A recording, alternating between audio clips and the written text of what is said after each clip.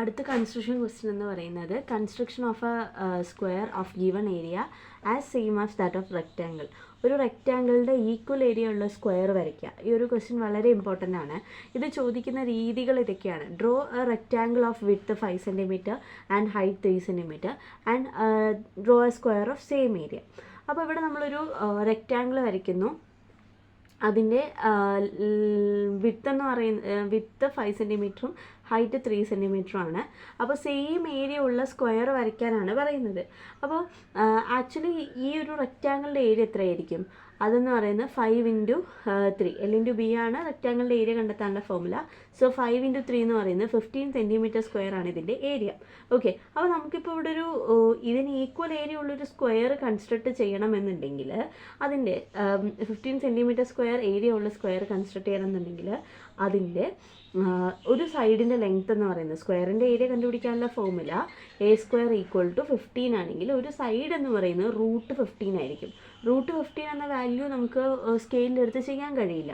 അതുകൊണ്ടാണ് ഈ ഒരു മെത്തേഡ് നമ്മൾ യൂസ് ചെയ്യുന്നത്. ഓക്കെ, അപ്പോൾ അതെങ്ങനെ ചെയ്യാമെന്ന് വെച്ച് കഴിഞ്ഞാൽ ഇവിടെ ആദ്യത്തെ ക്വസ്റ്റ്യനും രണ്ടാമത്തെ ക്വസ്റ്റ്യനും നോക്കുക.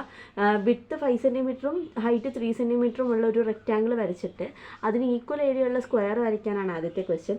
രണ്ടാമത്തെ ക്വസ്റ്റ്യൻ എന്ന് പറയുന്നത് draw A square of area 15 cm². അപ്പോൾ 15 cm² ഏരിയ ഉള്ള സ്ക്വയർ വരയ്ക്കുക എന്ന് പറഞ്ഞാലും ഇതേ പ്രോസസ്സാണ് നമ്മൾ ചെയ്യേണ്ടത്. ഓക്കെ, അതായത് ആദ്യത്തെ ക്വസ്റ്റ്യനും രണ്ടാമത്തെ ക്വസ്റ്റ്യനും സെയിം ആണ് എന്നാണ് ഞാൻ പറഞ്ഞതിന് മീനിങ്. ഓക്കെ, സോ ഇവിടെ നമുക്ക് ആദ്യത്തെ ക്വസ്റ്റ്യൻ ചെയ്യുന്നത് 5 cm 3 cm ഹൈറ്റിലും വിഡ്ത്തിലും എന്ത് ചെയ്യുന്നു, ഒരു റെക്റ്റാങ്കിൾ കൺസ്ട്രക്ട് ചെയ്യാം. ഓക്കെ, അപ്പോൾ ഇവിടെ 5 cm മാർക്ക് ചെയ്തു. അതിന് ശേഷം റെക്റ്റാങ്കിൾ വരയ്ക്കണം. അപ്പോൾ ഞാൻ നിങ്ങൾക്ക് സെറ്റ് സ്ക്വയർ വെച്ച് ചെയ്യുകയാണെങ്കിൽ ചെയ്യാം, അല്ലെങ്കിൽ പ്രൊട്രാക്ടർ വെച്ചിട്ട് 90 ഡിഗ്രി മാർക്ക് ചെയ്ത് രണ്ടറ്റത്തും 90 ഡിഗ്രി മാർക്ക് ചെയ്യുക.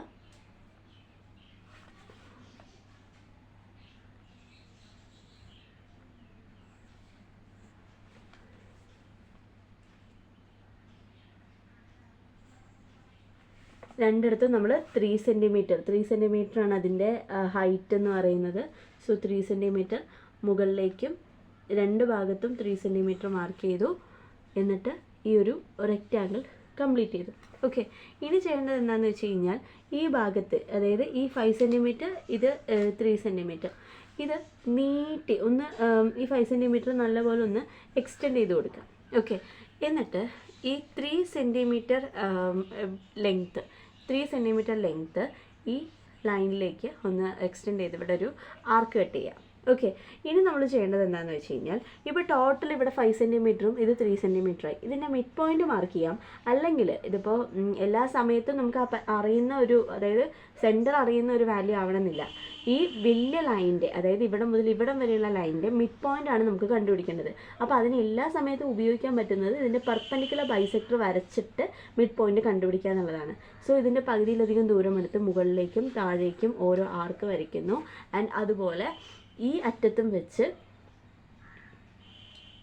മുകളിലേക്കും താഴേക്കും ആർക്ക് വരയ്ക്കാം. ഓക്കെ, അപ്പോൾ ഇങ്ങനെ ചെയ്യുന്ന സമയത്ത് ശ്രദ്ധിക്കാനുള്ള കാര്യം എന്താണെന്ന് വെച്ച് കഴിഞ്ഞാൽ ഈ പോയിന്റിലും ഈ ആർക്ക് കട്ട് ചെയ്ത പോയിന്റിലുമാണ് എന്ത് ചെയ്യേണ്ടത്, കോമ്പസ് വെക്കേണ്ടത്. അല്ലാതെ വേറെ സ്ഥലങ്ങളിൽ വെക്കാൻ പാടില്ല. ഇനി ഇത് തമ്മിൽ ജോയിൻ ചെയ്തിട്ട് ഒരു ലൈൻ വരയ്ക്കുക. ഇത്രയും വരച്ചു കഴിഞ്ഞതിന് ശേഷം ഈ ദൂരം കോമ്പസിൽ മെഷർ ചെയ്ത് ഇവിടെ ഈ സെൻറ്ററിൽ, അതായത് ഈ മിഡ് പോയിന്റിൽ വെച്ചിട്ട്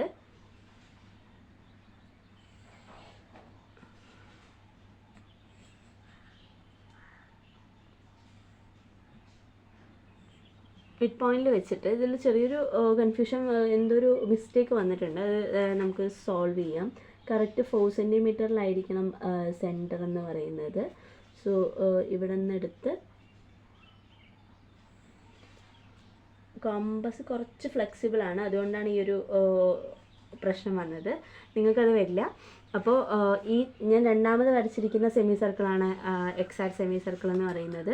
സോ ഇത് കഴിഞ്ഞതിന് ശേഷം നിങ്ങൾ ചെയ്യേണ്ടത് ഈ 3 cm ലെങ്ത്തിനെ ഈ സെമി സർക്കിളിലേക്ക് എക്സ്റ്റെൻഡ് ചെയ്യുക. ഓക്കെ, അപ്പോൾ ഇത്രയും ലെങ്ത്ത് നമുക്ക് കിട്ടിയില്ലേ?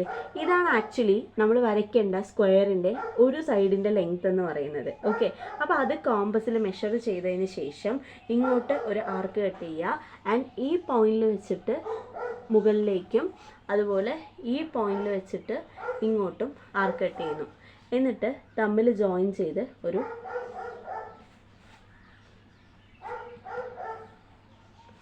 ഇതാണ് നമുക്ക് ആവശ്യമുള്ള സ്ക്വയർ എന്ന് പറയുന്നത്. ഓക്കെ, അപ്പോൾ ഈക്വൽ ഏരിയ ഉള്ള സ്ക്വയർ ഇത് 5 സെൻറ്റിമീറ്റർ 3 സെൻറ്റിമീറ്റർ, ദാറ്റ് മീൻസ് ഇതിൻ്റെ ഏരിയ എന്ന് പറയുന്നത് 15 സെൻറ്റിമീറ്റർ സ്ക്വയർ ആണ്. ഇനി അടുത്ത അപ്പോൾ ഈ വരച്ച സ്ക്വയറിൻ്റെ ഏരിയയും എന്ത് തന്നെയായിരിക്കും? 15 സെൻറ്റിമീറ്റർ സ്ക്വയർ ആയിരിക്കും. ഓക്കെ, ഇത് മുകളിലേക്കും താഴേക്കും എവിടേക്ക് വേണമെങ്കിലും വരയ്ക്കാം. അപ്പോൾ അത് നിങ്ങളുടെ ചോയ്സാണ്. ഇനി അടുത്ത ക്വസ്റ്റ്യൻ എന്ന് പറയുന്നത് draw A square of area 12 centimetre square. 12 centimetre square area ഉള്ള ഒരു സ്ക്വയർ വരയ്ക്കണം എന്നുണ്ടെങ്കിൽ എ സ്ക്വയർ ഈക്വൽ ടു 12 ആണെങ്കിൽ എ ഈക്വൽ ടു √12 ആണ്. ഇത് എത്രയാണെന്ന് നമുക്ക് സ്കെയിലിൽ മെഷർ ചെയ്യാൻ സാധിക്കില്ല. അപ്പോൾ നമ്മൾ എന്ത് ചെയ്യുന്നു? ഈ 12 സെൻറ്റിമീറ്റർ സ്ക്വയർ ഏരിയ ഉള്ള ഒരു റെക്റ്റാങ്കിൾ വരച്ചതിന് ശേഷം അതിന് ഈക്വൽ ഏരിയ ഉള്ള ഒരു സ്ക്വയർ കൺസ്ട്രക്ട് ചെയ്യാണ് ചെയ്യുന്നത്. സോ L/B 12 ആവണം എന്നുണ്ടെങ്കിൽ എന്തൊക്കെയാണ് പോസിബിലിറ്റീസ് ഉള്ളത്?